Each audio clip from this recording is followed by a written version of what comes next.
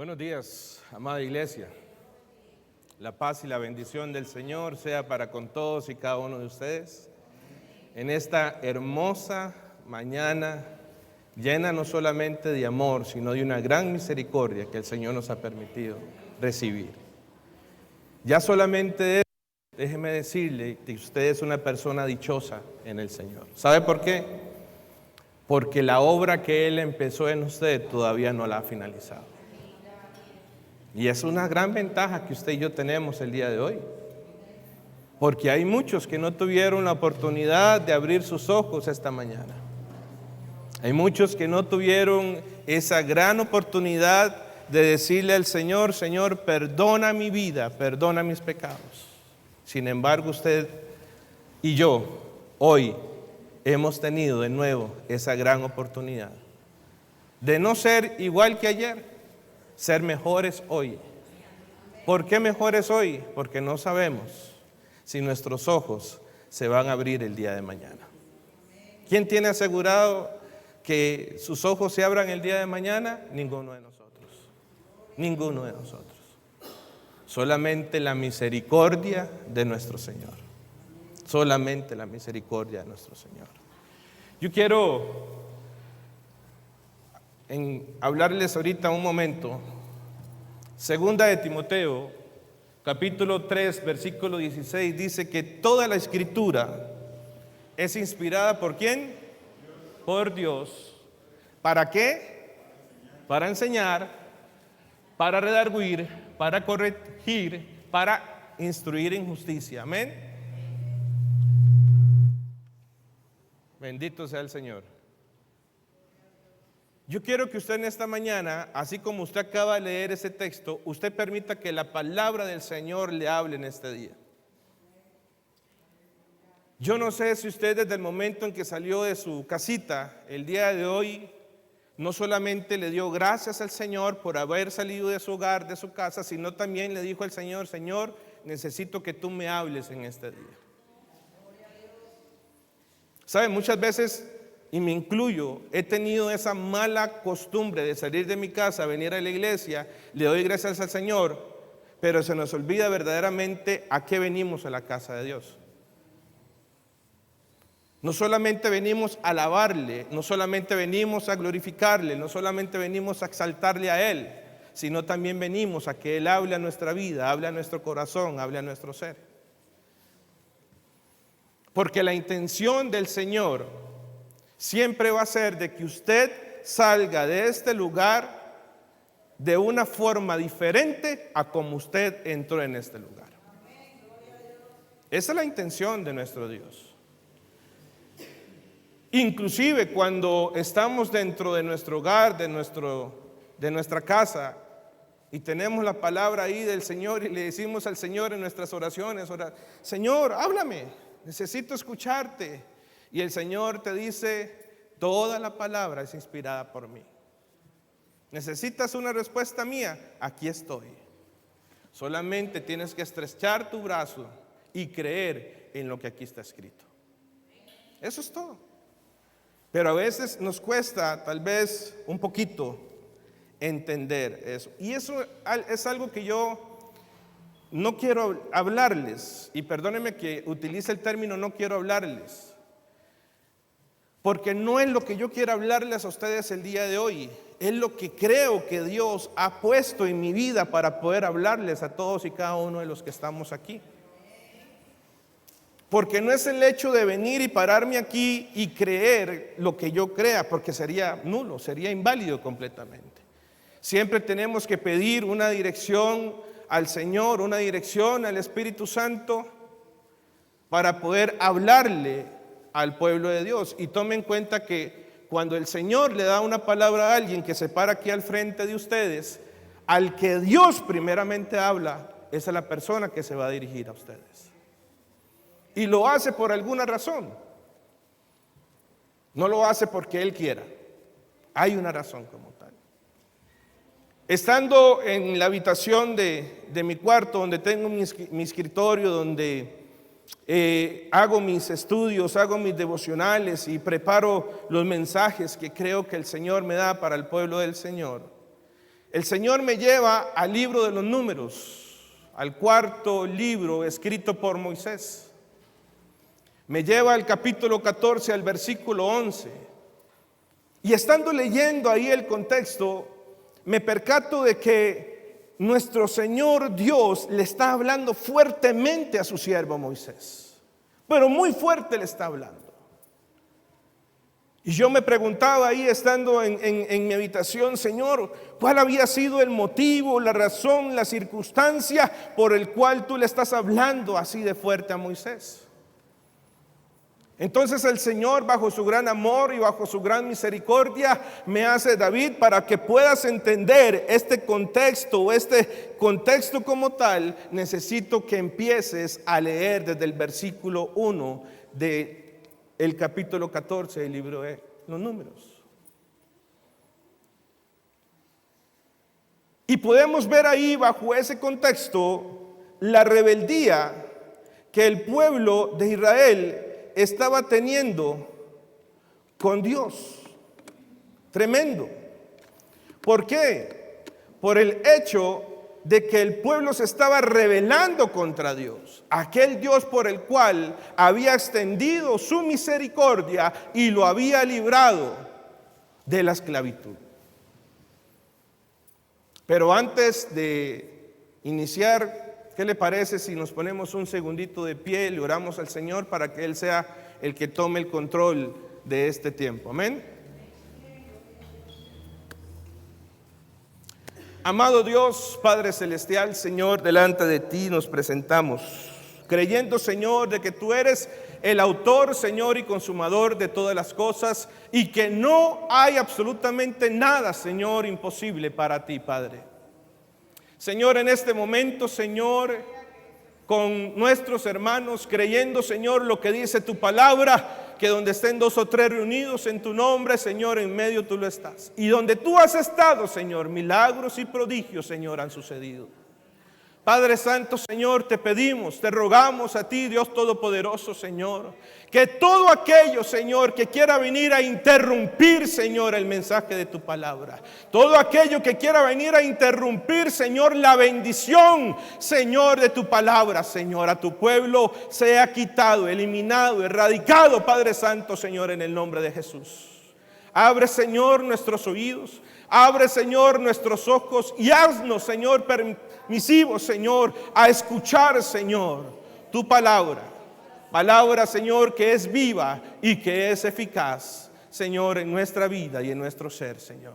En el nombre de Jesús. Amén, Señor, y amén. Puede tomar asiento, hermano.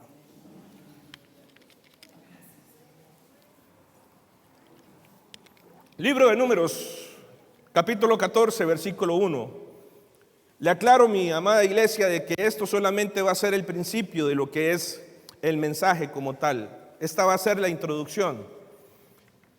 Dice el contexto, dice la Sagrada Escritura: entonces toda la congregación gritó y dio voces, y el pueblo lloró aquella noche. Tomemos en cuenta de que el pueblo de Israel en ese momento se encontraba en un estado de desesperación, en un estado de angustia. Ya el pueblo de Israel había perdido por completo el norte y la dirección que Dios había demandado para todos y cada uno de ellos. Tanto fue así que ese mismo pueblo de Israel se estaba quejando contra Moisés, contra Aarón. Dice que se quejaron todos los hijos de Israel. Por ende se estaban quejando también contra Dios. Y les dijo toda la multitud: ojalá muriéramos en tierra de Egipto. Tomen en cuenta que ya aquí el pueblo de Israel estaba teniendo un espíritu de desobediencia. Ya el pueblo de Israel estaba queriendo volver su mirada hacia atrás y no hacia adelante, como el Señor quiere que su pueblo camine. Y ojalá, o en este desierto, mejor dicho, ojalá muriéramos, versículo 3. ¿Y por qué nos trae Jehová a esta tierra para caer a espada? Y que nuestras mujeres y nuestros niños sean por presa. ¿No nos sería mejor volvernos a Egipto? Vea lo desamalagrecido que estaba haciendo el pueblo de Israel con el Señor. Había un espíritu ya de murmuración dentro del pueblo. Versículo 4 dice: y decían el uno al otro: designemos un capitán y volvamos a Egipto. Y dicen, versículo 5: entonces Moisés y Aarón se postraron sobre sus rostros delante de toda la multitud de la congregación de los hijos de Israel. Y Josué, hijo de Nun, y Caleb, hijo de Jefone, que eran los que habían reconocido la tierra, rompieron sus vestidos. Recordemos que en el capítulo 13, del libro de los Números, Moisés había mandado a 12 hombres, espías, a reconocer la tierra que Dios les había prometido a todos y cada uno de ellos. Aquel lugar donde fluía leche y miel. Pero habían 10 hombres que no estaban teniendo la misma visión que Josué y Caleb estaban teniendo sobre aquel lugar, sobre aquella tierra prometida. Viendo Josué aquella reacción del pueblo de Israel, vemos que la palabra del Señor nos habla, la palabra del Señor nos indica de que ellos rasgaron sus vestiduras. El significado de rasgar sus vestiduras era de que aquellos hombres estaban viendo la acción de aquel pueblo con un gran dolor, con un gran sufrimiento. Porque ellos no estaban entendiendo por qué aquel pueblo de Israel estaba teniendo aquella reacción contra Dios. Versículo 7: y hablaron a toda la congregación de los hijos de Israel diciendo: toda la tierra por donde pasamos para reconocerla es tierra en gran manera buena. Amada iglesia, tomemos en cuenta que aquí tanto Josué como Caleb ya habían visto, ya ellos habían palpado con sus propias manos aquella promesa que había sido establecida por Dios para el pueblo de Israel, por ende por todos y cada uno de ellos. Y continúa Josué diciendo: Jehová se agrade de nosotros, porque Él nos llevará a esa tierra y nos la entregará, tierra que fluye leche y miel. Por tanto, no seáis rebeldes contra Jehová, ni temáis al pueblo de esta tierra, porque nosotros los comeremos como pan. Su amparo se ha apartado de ellos, y con nosotros está Jehová, no los temáis. ¿Con quién está el pueblo de Dios? Con la presencia del gran yo soy, del gran omnipotente, del alfa, la omega y el principio y el fin. Podemos ver, amada iglesia, que el mismo Josué le estaba diciendo al pueblo que no fueran rebeldes. Pero creo que también en ese mismo instante él les estaba diciendo al pueblo: pueblo de Dios, no sea incrédulo, no sean faltos de fe. Saquen absolutamente toda duda que hay en su corazón y crean en lo que yo les estoy diciendo, porque yo mismo he visto, porque yo mismo he palpado con mis propias manos la promesa de Dios. Pero aquel pueblo no dejaba de murmurar. Aquel pueblo no quería dejar su rebeldía. Aquel pueblo no quería dejar aquella incredulidad. Tanto fue así que en el versículo 10 podemos ver de que aquella multitud se había cerrado de una forma y una gran manera, que quería apedrar a sus líderes. Ya ellos habían perdido completamente la noción y la dirección de Dios sobre sus vidas. Pero en aquel momento, dice la palabra, en aquel momento, dice que la gloria de Jehová bajó sobre el tabernáculo de reunión a todos los hijos de Israel. Y Jehová habló ¿a quién? Jehová no le habló a Caleb. Jehová no le habló a Josué. Jehová no le habló a Aarón. Le habló al hombre al cual Dios había puesto para dirigir a su pueblo. ¿Sabe, iglesia? Muchas veces podemos ver de que Dios nos habla a nosotros de diferentes formas y diferentes maneras.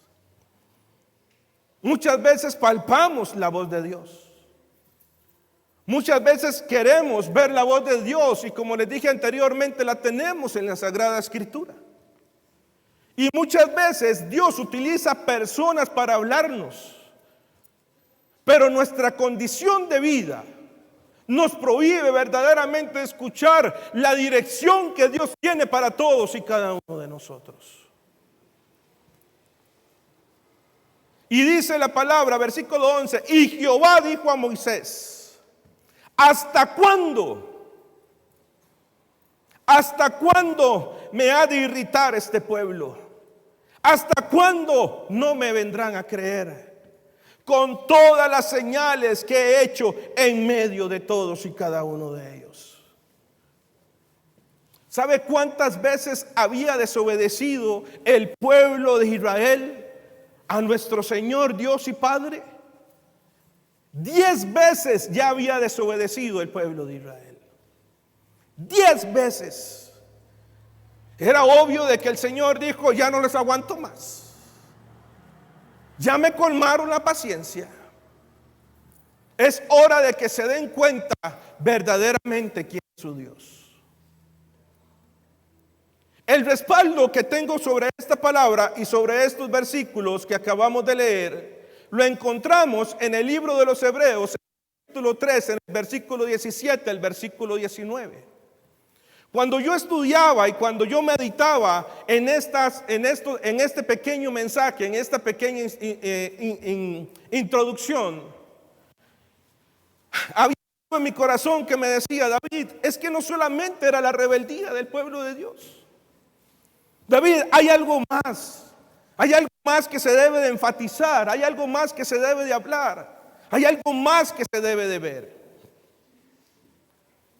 Y justamente en el libro de los Hebreos, el Señor me da la revelación de qué era lo que estaba pasando y qué era lo que estaba sucediendo con aquel pueblo de Israel.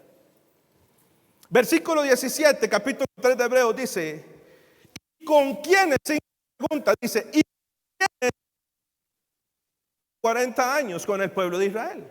¿Cierto? Lo acabamos de ver. ¿No fue con los que pecaron?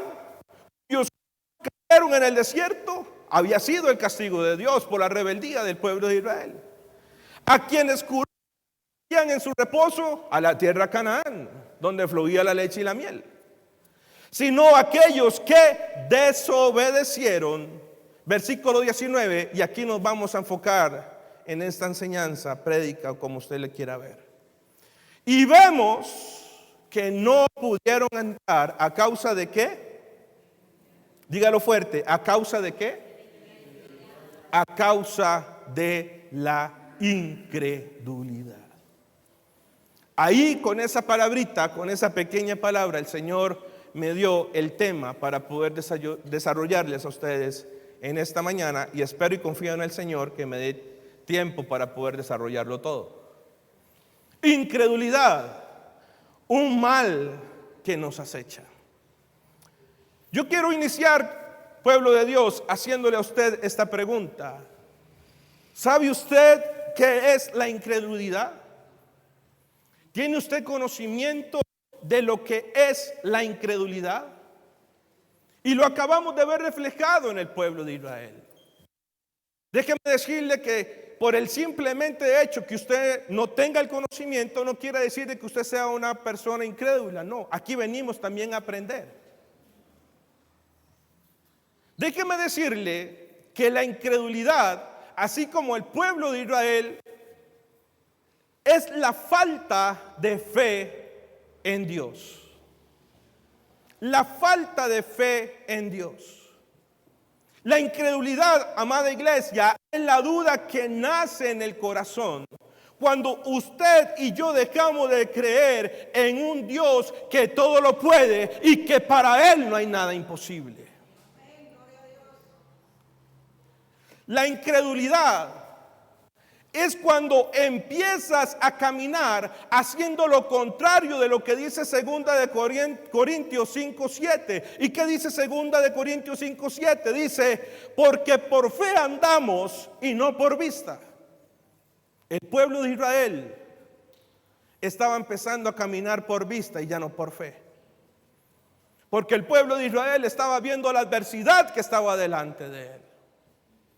Y es una situación que muchas veces sucede bien con todos y cada uno de nosotros. Tomemos en cuenta, amada iglesia, de que el Señor Jesucristo llamó en algún momento a aquellos que estaban con Él. En Mateo 17:17 les dijo: generación incrédula. Generación incrédula y perversa.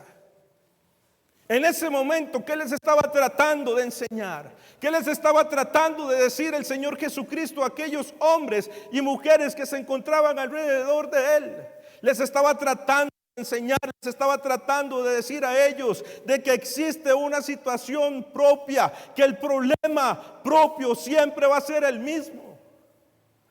Y va a ser la incredulidad, la falta de fe, esa duda que nace en el corazón del hombre. Hoy podríamos nosotros asegurar o podríamos nosotros aseverar, amada iglesia, que existe hoy por hoy en este mundo una gran cantidad de personas, al igual que el Señor le llamó a esta generación, hoy en el siglo XXI. Hay cualquier cantidad de hombres y de mujeres que no quieren verdaderamente creer de que Jesucristo es el Mesías, de que Él es el Hijo de Dios, de que Él es quien murió en la cruz de Calvario por nuestra vida y por nuestro ser y por la redención de nuestros pecados. Hay muchos que no quieren creer eso. ¿Y saben por qué? Por su misma y propia incredulidad, por su falta de fe, por su falta de conocimiento y toda falta de verdad que pueda existir en su corazón. Amada iglesia, amado hermano y hermana, es que esa incredulidad, déjeme decirle, es la que hace que muchos inclusive vengan a poner en tela de duda la existencia misma y la veracidad de la palabra de Dios. El mismo salmista, en el libro de los Salmos, en el capítulo, en el versículo 1, él nos dice, dice el necio en su corazón, ¿qué dice? ¿Qué dice? No hay Dios. Dice el necio en su corazón que no hay Dios. Y muchas veces hemos escuchado aquí en este altar lo que verdaderamente significa, o cómo podríamos calificar, mejor dicho, aquellas personas que se refieren de esta forma y llevan el nombre de ateos. Y no está de mal poder referirnos un momentito de nuevo a este tipo de personas. El ateo es aquella persona que no cree en la existencia de Dios. El ateo es aquella persona que niega la existencia de Dios. Toda secta y toda religión que niegue la existencia de Dios. Podemos ver, amada iglesia, si usted está notando, que el origen etimológico de la palabra ateo es la palabra ateus. Y se lo deletreo, A-T-E-U-S. Y este término viene del término latín, pero del término griego es la palabra ateos. Y se lo deletreo si lo quiere escribir, que es A-T-H-E-O-S. Y esta palabra como tal viene a formar un prefijo donde la palabra a quiere decir sin y teos significa Dios. Por ende, la palabra concreta significa sin Dios. Ese es el significado de la palabra teos, sin Dios. El necio es como aquella persona incrédula que vive como que si no existiera Dios. Los necios, amada iglesia, vienen a revelar su rebeldía contra Dios de diferentes formas o maneras. Permítame describirle algunas de ellas. Ellos vienen a rechazar la revelación de Dios. ¿Por qué? porque ellos no creen que la palabra de Dios es la misma inspiración de Dios por medio del poder del Espíritu Santo. Porque ellos no creen en las verdades que dentro de la palabra de Dios se encuentran escritas. Porque para ellos esas verdades son ofensivas. Porque en su razonamiento la palabra de Dios ha sido manipulada por los hombres. Ellos no tienen conciencia de lo que verdaderamente significa la palabra de Dios. Y este tipo de personas, religiones o sectas, como usted quiera llamarlos, ellos se vienen a burlar de los principios morales de la palabra de Dios. Es que este tipo de personas confían más en sus propios ideales, según ellos, para distinguir lo bueno de lo malo y tener ellos la razón de sus propios pensamientos. Pero discúlpeme lo que le voy a decir en este momento. Este tipo de persona está más equivocado. Y está más equivocado que burro en lancha en medio del lago del Arenal. Déjeme decirle que tanto las sectas como las religiones son las respuestas que muchos hombres hoy por hoy buscan en una respuesta al gran dilema de esta palabra que se llama pecado. Pero a la vez la estrategia del enemigo es mantener ciega a la humanidad, ya que esa religiosidad funciona como una droga, y esa droga es la que viene a adormecer la conciencia de las personas. Nosotros debemos de estar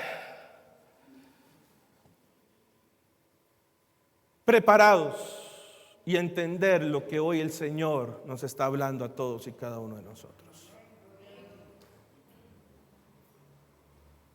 Debemos de ver que estamos hablando, amada iglesia, de una perversión religiosa, ya que cualquiera de estos sectas o religiones, como usted le quiera llamar, ellos se vienen a fundamentar en una devoción falsa y en una falsa doctrina. Nosotros podríamos decir entonces con toda verdad y seguridad de que se trata de una herejía completamente organizada. Permítame nombrarles sin ningún temor a algunos de ellos, alguna de estas sectas, alguna de estas religiones que lo que vienen es a engañar verdaderamente a la humanidad. Y posiblemente usted ha escuchado nombrar a alguna de ellos, como lo que son los mormones. Y me hubiese gustado haberles hablado un poquito más de la definición y la forma como ellos engañan a la humanidad, pero por un factor tiempo no lo puedo hacer. Los testigos de Jehová, el hinduismo, el budismo, el islam, los musulmanes, por citar algunos. Pero hay decenas de sectas, hay decenas de religiones que están tratando de engatusar a la humanidad, están tratando de engañar a la humanidad. Ellos están tergiversando la palabra de Dios de alguna forma o de alguna manera. Pero ¿sabe qué habla la palabra del Señor con respecto a este tipo de personas? ¿Y qué o cuál va a ser la resolución de nuestro Señor Dios Padre Celestial para este tipo de personas? Busca ahí en su Biblia o en su teléfono celular Isaías 5:20 al versículo 24. Usted se va a dar cuenta de eso.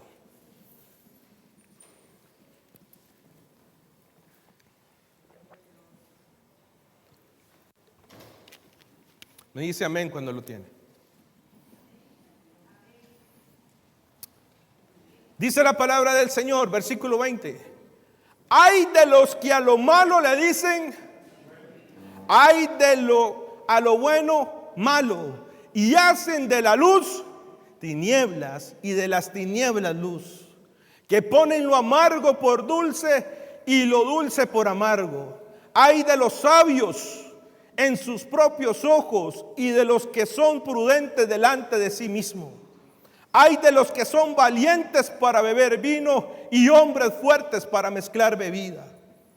Los que justifican al impío mediante cohecho y al justo quitan su derecho. Y viene por tanto la resolución de nuestro Padre Celestial para este tipo de personas. Y cómo me encanta ese por tanto en la palabra de Dios.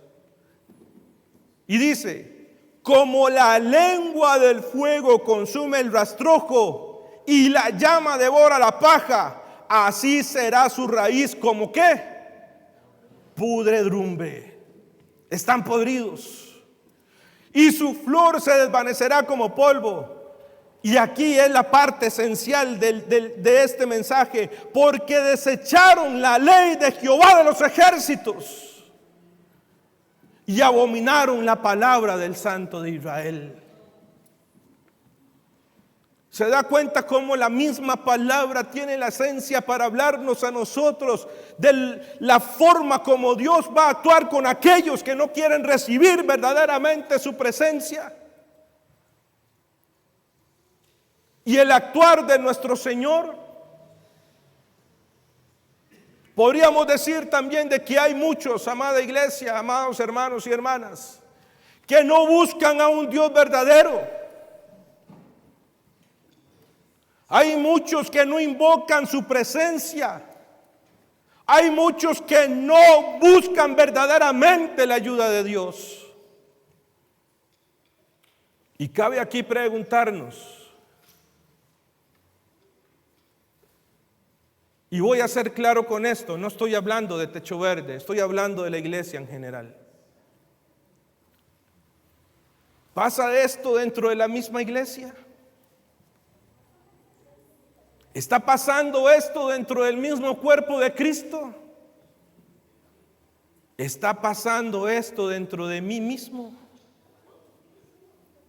La respuesta la tiene usted. La respuesta la tiene usted. Efesios capítulo 2 versículo 3 dice: en los cuales anduvisteis en otro tiempo, siguiendo las corrientes de este mundo, conforme al príncipe de la potestad del aire, que obviamente es Satanás. El espíritu que ahora opera en los hijos de ¿quién? De desobediencia. Y el que camina en desobediencia camina al mismo tiempo en incredulidad, sin falta de fe y con muchas dudas en su corazón. Versículo 3: entre los cuales también todos vosotros vivimos pasado en otro tiempo en los deseos de nuestra carne, haciendo la voluntad de la carne y de los pensamientos. Pasado: y éramos por naturaleza hijos de ira, al mismo que los demás. Pero hoy, amada iglesia, usted y yo ya no lo somos. Usted y yo ya no somos ese tipo de persona. Muy claro lo dijo usted ahorita. Segunda de Corintios 5:17, ¿qué dice? Porque de modo si alguno está en Cristo, nueva criatura es, porque las cosas viejas pasaron y aquí todas son hechas nuevas. Aunque usted no le dé gloria a Dios, aunque usted no le rinde una ofrenda de aplausos al Señor.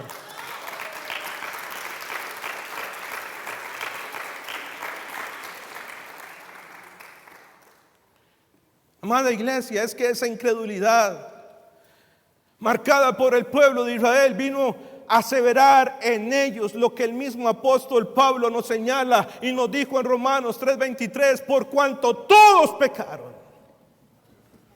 están destituidos de la gloria de Dios.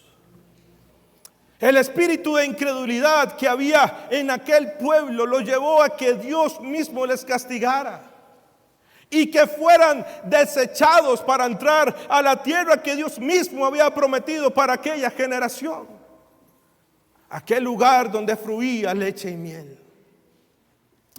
Amada iglesia, tomemos en cuenta que la incredulidad es un espíritu que quiere acechar la vida del ser humano, pero principalmente de aquellos que hoy por hoy nos hacemos llamar hijos de Dios. Tal vez bajo esta idea usted se puede estar preguntando lo siguiente: ¿hay incredulidad en la iglesia actual? ¿Hay incredulidad en la iglesia en este momento? Y permítame, si en algún momento pasó por su mente esta pregunta, contestarle a usted de la siguiente forma. No se trata de que el hombre sea ignorante o que el hombre sea incapaz de creer. No se trata de eso. Porque la misma palabra de Dios nos habla bajo su revelación y bajo su propia naturaleza. Como lo indica Romanos capítulo 8 del versículo 18 al versículo 23, porque dice: porque la ira de Dios se revela desde el cielo contra toda impiedad e injusticia de los hombres que detienen con injusticia la verdad. Tome en cuenta esto: que detienen con injusticia la verdad. Y esta verdad es la palabra de Dios misma. ¿Sabe, iglesia? Es que hoy hay muchos que se están parando en un altar para tergiversar el verdadero mensaje de la palabra de Dios. Hay muchos que se paran en un altar sin el temor de Dios y están tergiversando la palabra. Yo le pregunto a usted el día de hoy: ¿qué está escuchando usted? ¿Qué se está permitiendo usted que entren por sus oídos, por ende a su corazón? Usted no se puede permitir, iglesia, que cualquiera venga a hablarle a usted, si usted no tiene verdaderamente por peso lo que la palabra de Dios le está hablando a su vida. Aquellos que retienen la verdad, amada iglesia, son aquellos que se encuentran en un estado de incredulidad. Versículo 19. Porque lo que de Dios se conoce se les ha sido manifestado. Iglesia, dentro de la palabra de Dios no hay nada oculto. Desde el principio de la creación, Dios nos ha revelado por medio del poder de su palabra todas las cosas. Todo nos los ha revelado Él.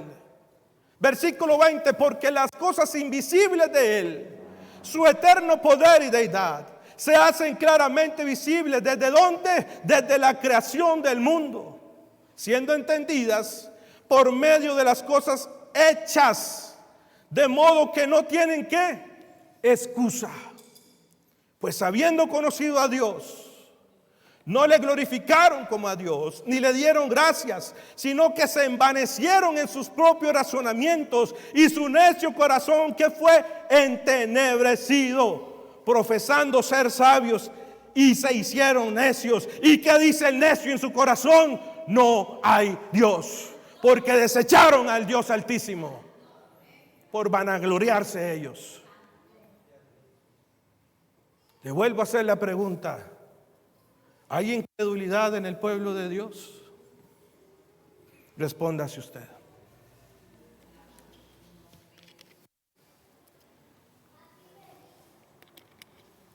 Gracias, Señor, te alabo, te glorifico, Padre Santo, Señor. Amada iglesia, tomemos en cuenta que la obra de Satanás es querer traer ese espíritu de incredulidad y duda ante la humanidad y sobre el pueblo de Dios. Esa es la misión de Él. Él no quiere que en nosotros sea revelada la palabra de Dios. Satanás no quiere que sea revelada las verdades que en ella se encuentra para su pueblo. Tomemos en cuenta que todo aquel que quiera alejarse del Señor y su presencia lo hace porque definitivamente hay en él un alto grado de incredulidad, porque no ha dejado que la palabra verdaderamente haga en su vida y sobre todo en su corazón. ¿Esto por qué? Por falta de fe y duda en su corazón. Si en algún momento de mi pasado yo hubiera tomado en cuenta este texto de Romanos capítulo 8, posiblemente yo nunca me hubiera apartado del amor de Dios, porque en aquel momento era una persona incrédula. No creo saberlo todo, no creo tenerlo todo. Pero sí le pido al Señor que me ayude día con día para conocerle a Él aún más. Acompáñame a Romanos capítulo 8, versículo 35 al 39. Y dice la palabra, dice: ¿quién nos separará del amor de Cristo? Yo no sé cuál es ahorita su condición de vida. Yo no sé si su vida está caminando, hoy estoy aquí, mañana estoy allá. Siento la necesidad de mejor alejarme. ¿Sabe una cosa, mi amada iglesia? Para un cristiano es más fácil irse al mundo que venir aquí y decirle al Señor: Señor, ayúdame. Doblar sus rodillas y decirle: Señor, ayúdame porque no puedo más. Es más fácil para un cristiano hacer eso. ¿Quién nos separará del amor de Cristo? Tribulación o angustia, persecución o hambre o desnudez o peligro o espada. Cuando yo meditaba en este contexto y veía esta palabra o espada, me hacía recordar a nuestros hermanos que son perseguidos, a aquellos que están siendo perseguidos por grupos anticristianos. Aquellos hombres y mujeres que uno pensaría: wow, si yo pasara por lo que ellos están pasando y por lo que ellos están viviendo, póngale la firma que yo soy el primero que salgo corriendo. Pero cuando vemos la actitud de aquellos hombres y mujeres, ¿sabe, mi hermano? Nosotros estamos recibiendo una capacitación de la voz de los mártires y estamos aprendiendo del tipo de vida que estos hombres y mujeres verdaderamente están llevando. Y día con día viven una condición de vida de las cuales en cualquier momento de su vida, su propia vida puede ser arrebatada. Pero cuando uno conoce el testimonio de todos y cada uno de ellos, déjeme decirle, ¿sabe qué nos piden ellos a nosotros como pueblo de Dios? Como hermanos en Cristo, como familia en Cristo. ¿Sabe qué nos piden ellos a nosotros, Charito? Ellos nos piden a nosotros que oremos por ellos para que el Señor les dé la fortaleza. Y no fortaleza para seguir corriendo. Nos piden que oremos por ellos para tener la fortaleza, para poder seguir ahí en esos lugares, para seguir llevando el Evangelio de Jesucristo a aquellos que todavía aún no le conocen. Ellos son el reflejo de esta palabra. Y muchos de nosotros no atendemos a este llamado. Y no entendemos a este llamado. ¿Por qué? Por esta palabra que muchas veces acecha nuestra vida, llamada incredulidad.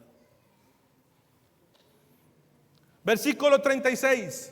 Como está escrito: por causa de ti somos muertos todo el tiempo. Todos los días somos muertos en Él. Somos contados como ovejas de matadero.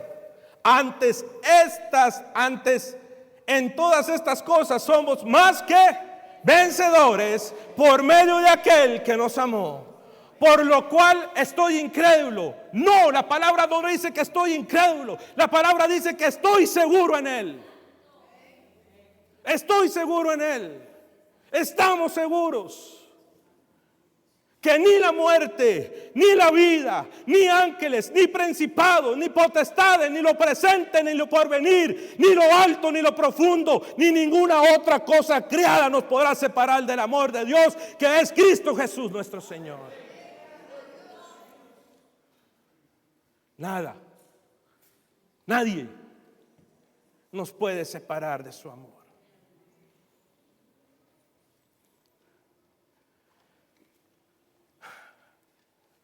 Evangelio de San Juan, capítulo 3,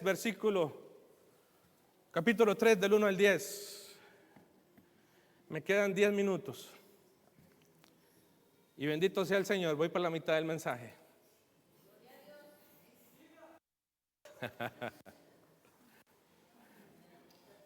Hacemos segunda parte.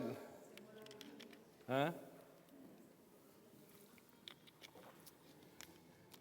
Rápidamente, yo tuve que tomar un día adicional de mi trabajo. Tuve que decirle al Señor: Señor, necesito que tú me ayudes. Cuando venía ya por esta parte del mensaje y no había terminado el mensaje. Yo le decía, Señor, necesito tomar un día más. Pero sé que tú suplirás todas mis necesidades, Señor. El Señor me lleva al libro de San Juan, capítulo 3, versículo 1 al 10. Dice que estaba aquel hombre llamado Nicodemo, un hombre entendedor en la ley, un sabio y conocedor en la ley. Un principal entre los judíos, dice la palabra. Y este vino a Jesús de noche. Obviamente había una razón, no voy a entrar en detalles. Y le dijo, Rabí, que significa maestro, sabemos que has venido de Dios como maestro, porque nadie puede hacer estas señales que tú haces si no está Dios con él. Y cabe aquí meditar, cabe aquí pensar, cabe aquí analizar un poco en lo que le estaba diciendo Nicodemo a Jesús. Y yo me preguntaba, y yo me hacía esta pregunta a mí mismo. Jesús posiblemente al escuchar estas palabras de Nicodemo se estaba preguntando a sí mismo: Nicodemo, ¿me estás diciendo esto porque verdaderamente has creído o solo porque has visto? Qué tremendo. Qué tremenda, amada iglesia. Ahora, ¿por qué tal vez este análisis o esta meditación con respecto a esto que Nicodemo le estaba diciendo a Jesús? Por lo siguiente, porque es la forma como Jesús le viene a responder a Nicodemo. Ok, Nicodemo, posiblemente le dijo Jesús a Nicodemo, ok, perfecto. Creo que estás en lo correcto, en lo que me estás diciendo. Pero quiero saber yo mismo si lo que me dijiste es porque verdaderamente lo has creído en tu corazón o porque simplemente lo vistes. Y Jesús le responde, versículo 3, respondiendo Jesús le dijo: de cierto, de seguro te digo, que el que no naciera de nuevo no puede ver el reino de Dios. Y Nicodemo le dijo, aquí me imagino que Nicodemo, al argumento que le había dado al Señor, a lo que le había dicho el Señor, a Nicodemo, mire, le hizo esto, le dio un giro de 180 grados. Porque Nicodemo le responde al Señor y le dice: ¿cómo puede un hombre nacer siendo viejo, Señor? ¿Cómo puedes nacer un hombre siendo viejo, Rabí? ¿Puede acaso entrar por una segunda vez en el vientre de su madre y volver a nacer?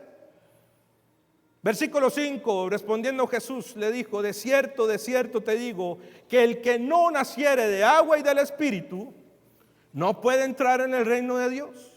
Porque lo que es nacido de la carne, carne es, y lo que es nacido del Espíritu, Espíritu es.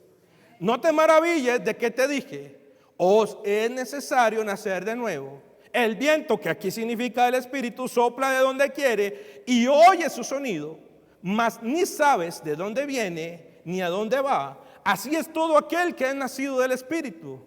Y respondió Nicodemo y le dijo: ¿cómo puede hacerse esto, Rabí? Respondió Jesús y le dijo: ¿eres tú maestro de Israel y no sabes esto? ¿Ah? ¿Eres tú maestro y no lo conoces, no lo sabes?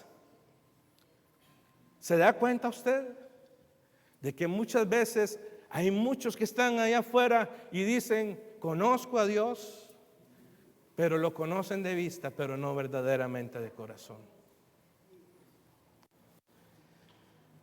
Bendito sea mi Señor. Por eso es que le amo tanto. Por eso es que le amo tanto.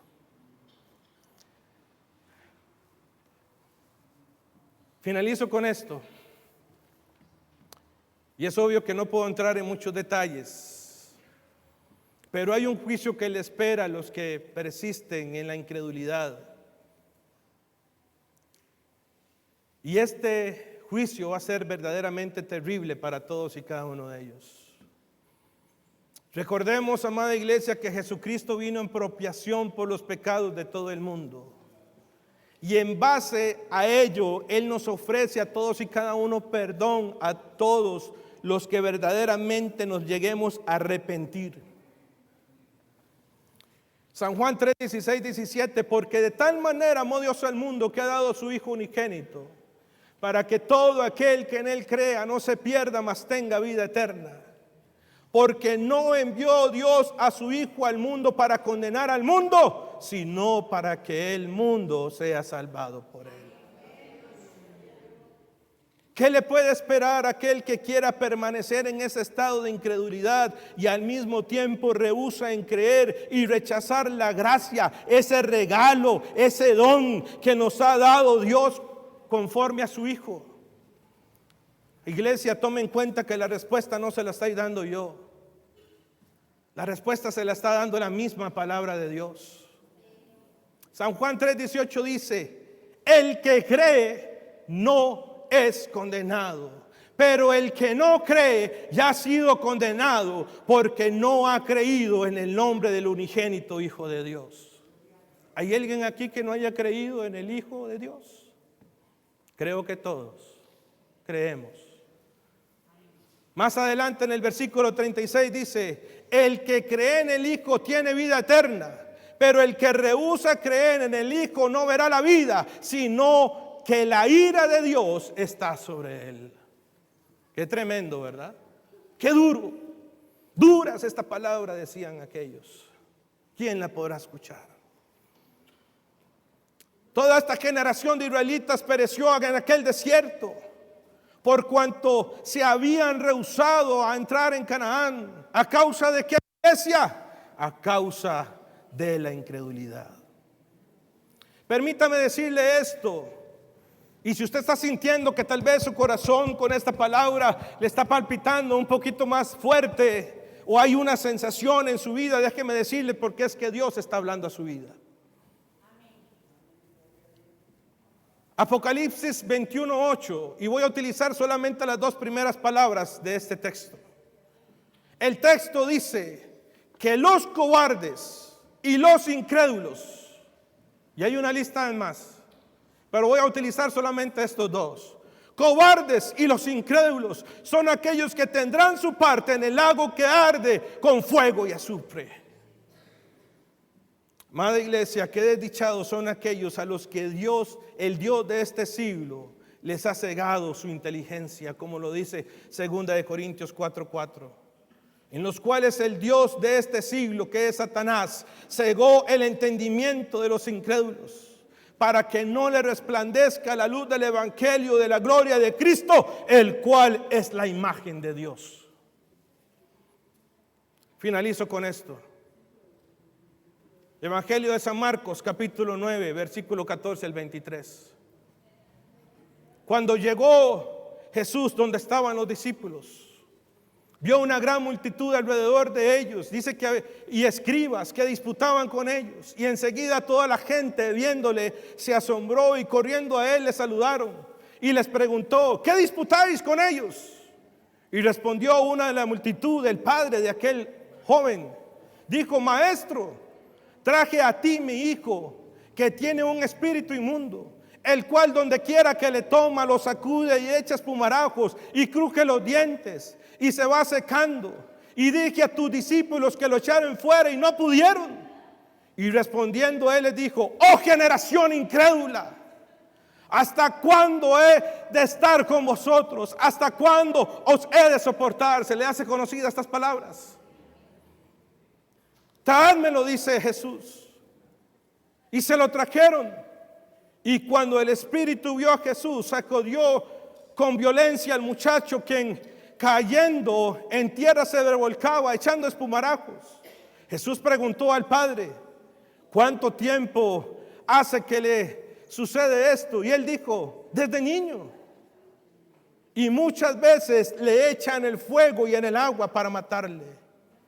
Pero si puedes hacer algo, le dice el padre, ten misericordia de nosotros y ayúdanos. Y Jesús le dijo: si puedes creer, al que cree, todo le es posible. E inmediatamente el padre del muchacho clamó y le dijo: creo, ayuda a mi incredulidad. Creo, ayuda a mi incredulidad. Póngase de pie un momento, amada iglesia.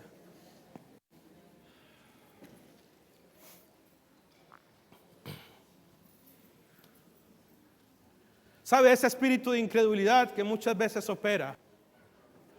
Muchas veces ese espíritu de incredulidad opera en la vida del hombre, opera en la vida del ser humano. La pregunta del millón es: iglesia, pueblo de Dios, ¿podemos seguir permitiendo de que ese espíritu de incredulidad trabaje y opere en nuestra vida y en nuestro ser? Cuando vemos que la palabra de Dios nos enseña a todos y cada uno de nosotros de que la palabra de Dios es inspirada por Dios mismo para enseñarnos, eso quiere decir de que el pueblo de Dios no tiene un justificante para decir que es incrédulo, porque la palabra de Dios es reflejada en nuestra vida y en nuestro propio ser. Yo no sé si usted por algún momento, en alguna circunstancia, usted ha tenido esa falta de fe, si usted ha tenido esa duda en su corazón, si esa misma incredulidad no le ha permitido a usted decir aquí, hoy, ahora, en este momento: Señor, te recibo a ti como mi único Señor, Dios y Salvador. Muchas veces Satanás opera poniendo dura en nuestra mente, principalmente en nuestro corazón, y opera en nuestra mente.